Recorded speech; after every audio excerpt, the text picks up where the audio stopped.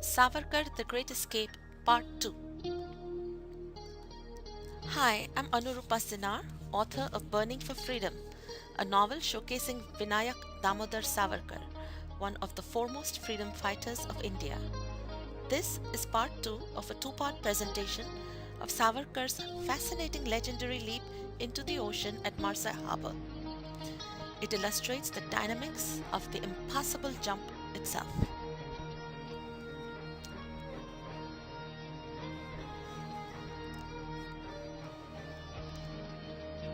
This is the harbour area where the Moria was docked. This is the Moria itself, right touching the quay wall. This is the old harbour. A lot of people confuse and think that this is the area where the Moria was. See this harbour, this is the wall, the quay wall all along everywhere. It's 9 foot high. It's even there at the back. So the harbour is really enclosed by a 9 foot wall practically.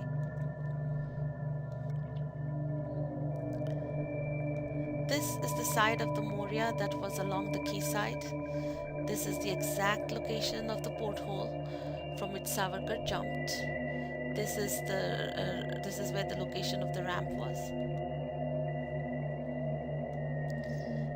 You can see that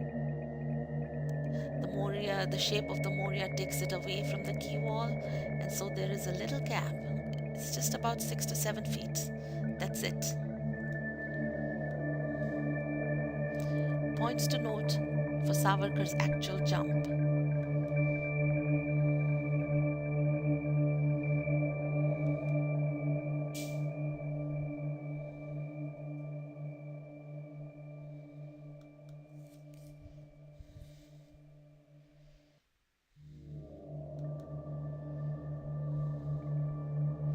It's really hard to imagine how Savarkar managed to get to the porthole even with the guards right outside. In perfect silence he had to do this.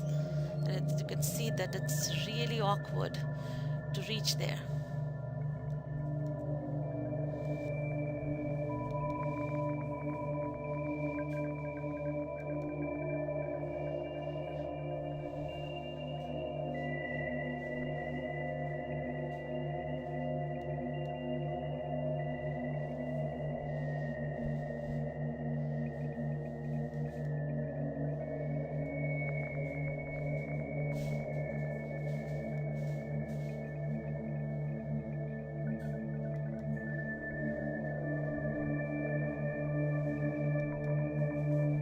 It was Savarkar's practice to exercise a lot. He was really used to exercise. I believe he used to exercise until, he used to push ups until the profile of his body was formed on the ground with the sweat. And all that exercise and keeping fit really came in handy here.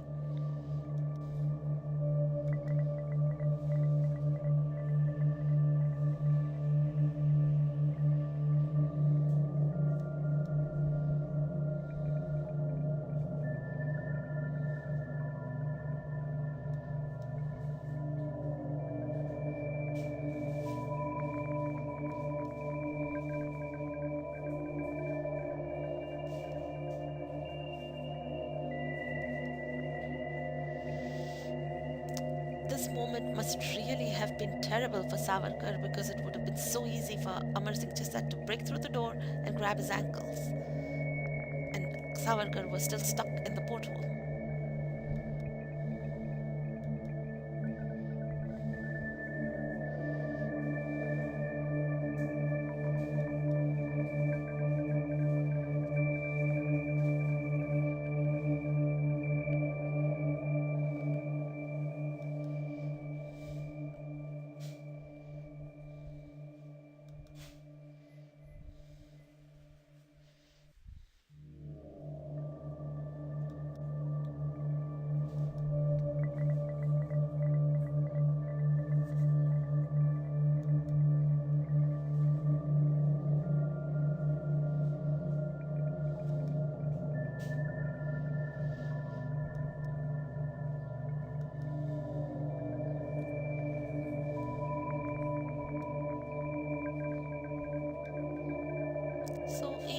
for him to come here, fall here. With the momentum that his body had, he could very easily have done.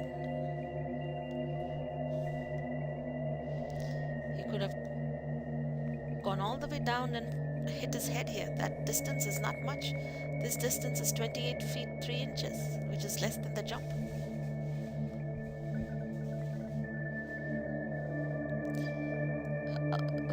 Falling in improperly can really be hard. Water can feel like as hard as concrete and do as much damage.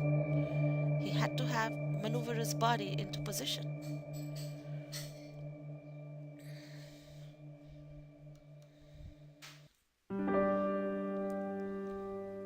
In that narrow space, he had to do a 4-foot turn.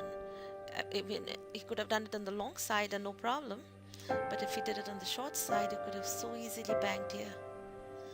Or he could have turned the other way and banged the hull, the bottom of the hull.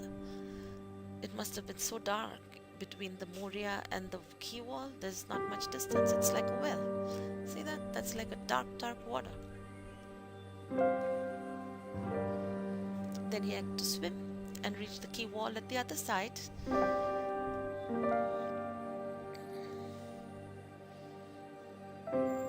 Now he has touched the French soil.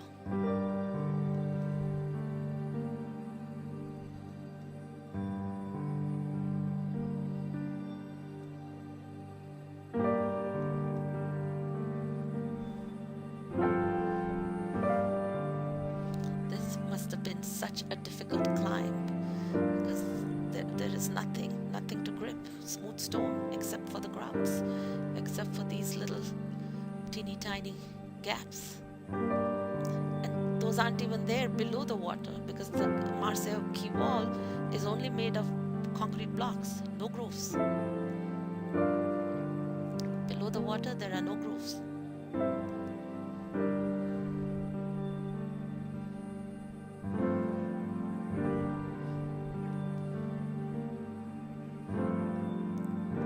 Yes, there was a tremendous amount of power he needed to just pull his body out, and all he had was his fingertips grabbing onto that little piece of stone.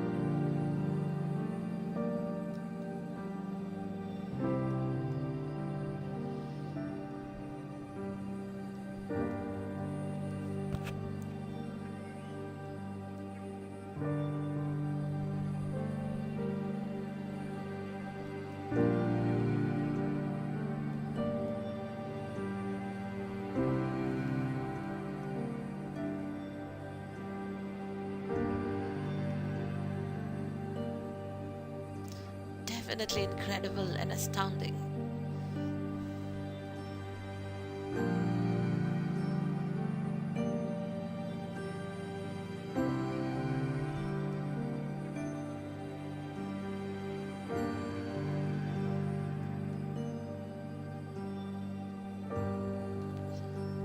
This is his route. This is how he ran. This is going beyond the dry docks and further up. And here is where somebody told him that the French police, the maritime police, was behind him. So he turns and he comes back and he meets Pesky, the French policeman here. At that time, the British Parker and the Indian constables are a little bit behind.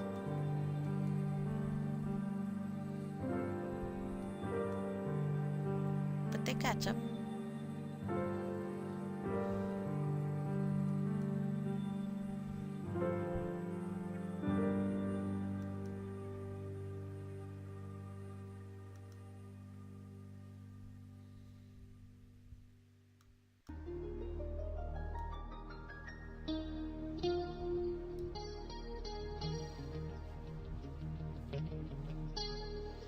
And here it is, the entire run-through of Savarkar's actual jump. Some people, I believe some people say that what's the big deal? I hope after they see this presentation, I hope that everybody sees just how extremely difficult, really one can say impossible it was.